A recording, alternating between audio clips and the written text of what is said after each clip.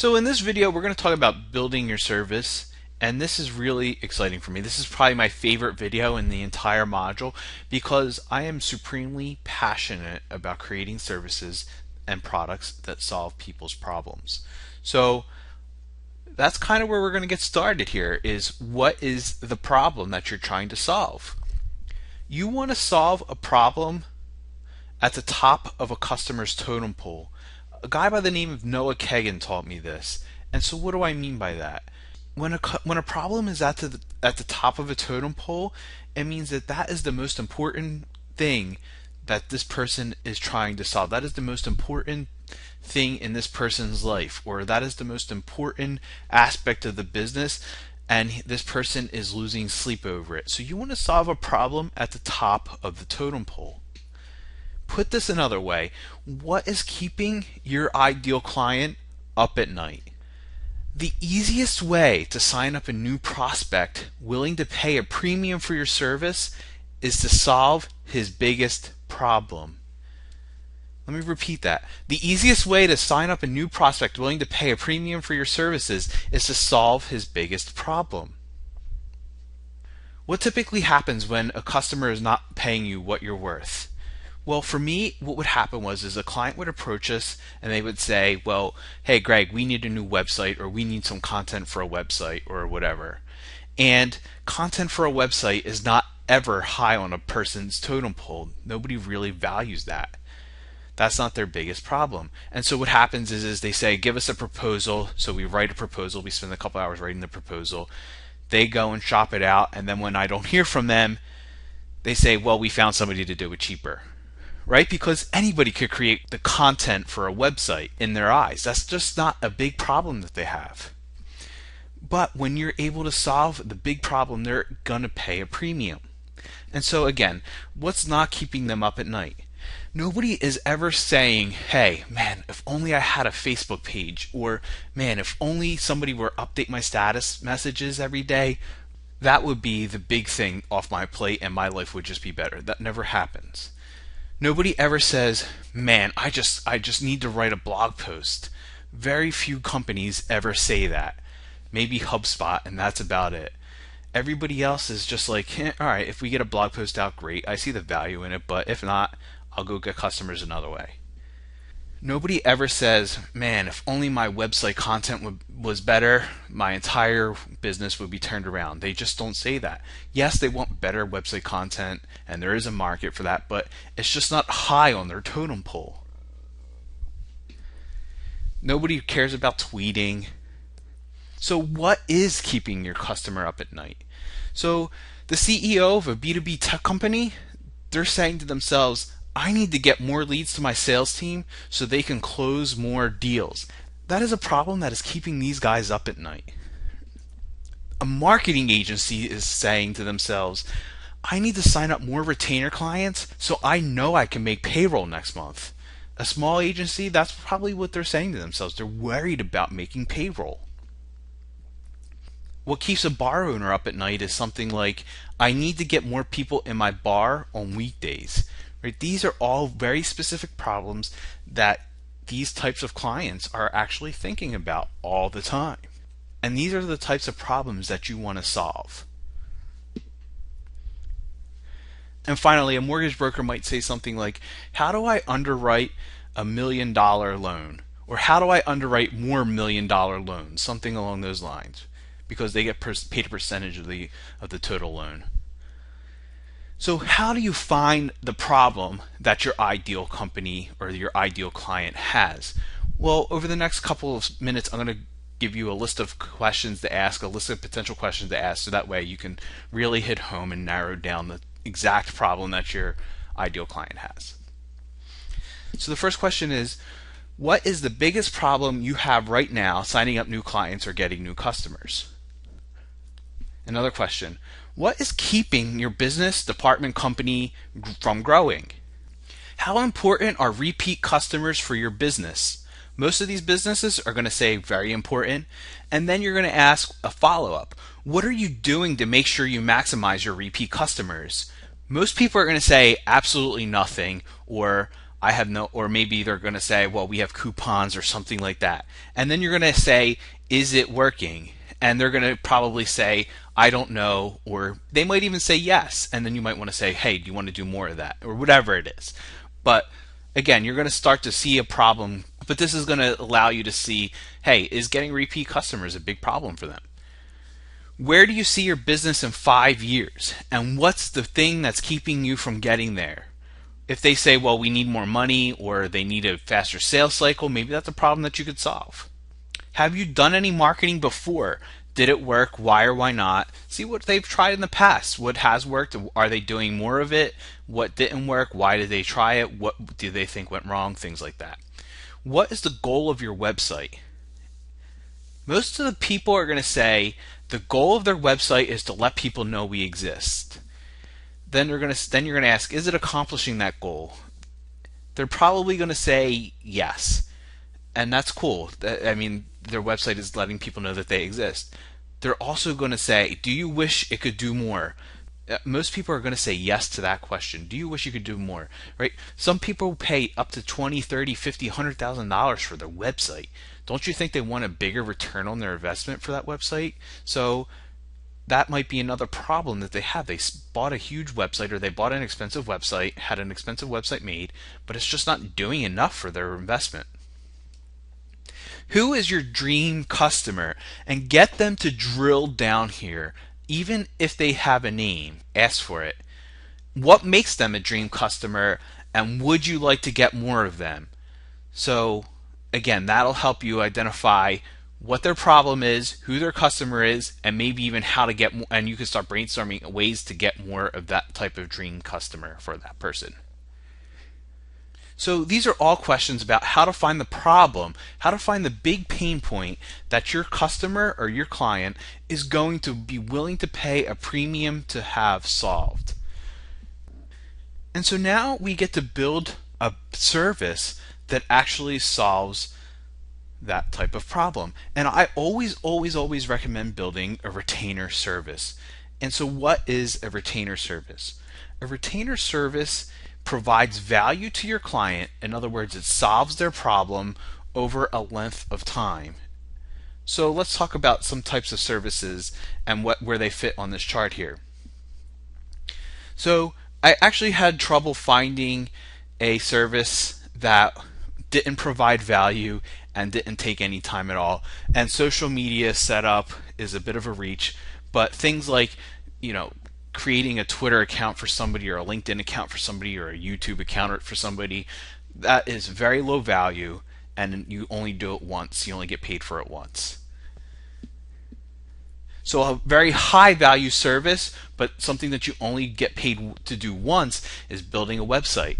Yes, it's a very, very, very high value. Charge up to $20,000, $30,000, $40,000 for a website, but you only get paid once, and then you have to go find another client. Facebook status updates are an example of something that you do over time, but you can't charge a premium because they don't provide value. So, just writing 3 status updates a day, anybody can do that, okay? You could hire a 16-year-old who knows Facebook and just write up status updates. Really, it's not that valuable. And yet, so many agencies actually promote that as a valuable service. So what are some good services? Well, at the top is increasing somebody's sales month after month after month. Very, very, very valuable service for a marketing agency.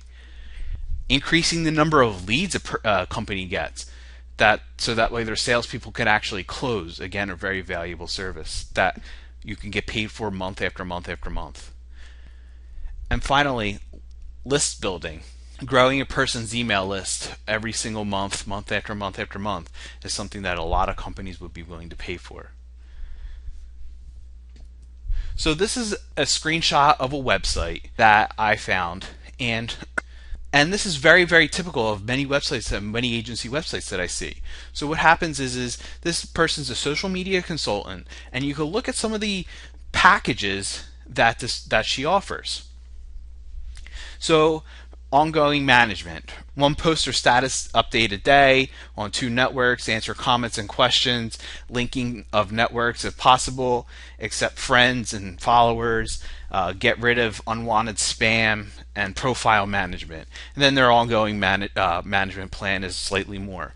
But really, this is stuff that you're not going to be able to charge a premium for because anyone can do it. This person is competing with the client's 16-year-old nephew who is going to be able to open up Facebook and type in status updates and respond to comments. Right? There's no real value here.